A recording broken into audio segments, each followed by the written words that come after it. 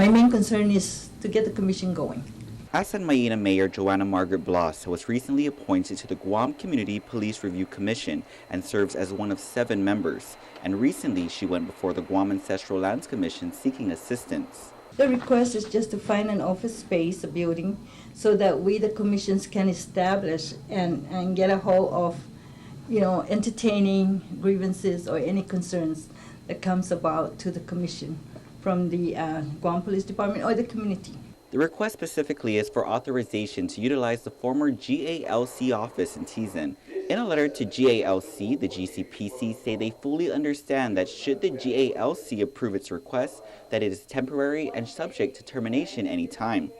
Land Management Deputy Director David Camacho says the GALC were not only in support, but approved the request. We want the place to be well kept up, and this is one thing that maybe it's a blessing in disguise that they came to us. The building has been sitting idle since the GALC was consolidated within land management and moved back into the ITC building in 2012.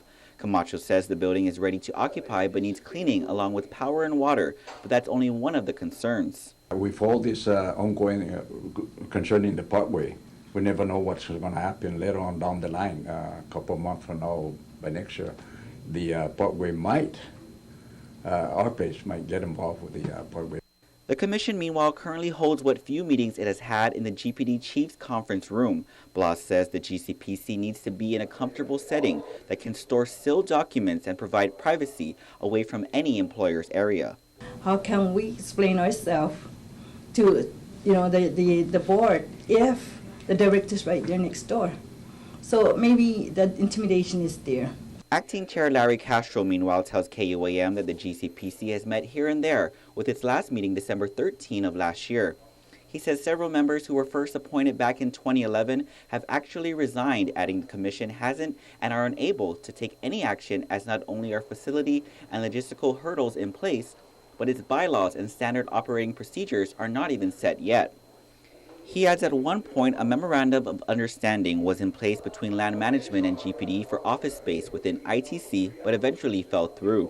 The Guam legislature had actually approved a $150,000 budget for the commission to purchase computers, landlines, internet, and hire one person to man the office, none of which have been spent just yet.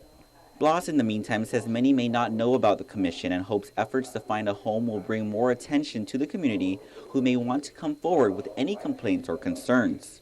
And as a member, yes, I feel that way, and that's why I want to push this to the forward. The GCPC will be meeting January 15th at 2 p.m. at the former GALC offices to allow its members to inspect the facility.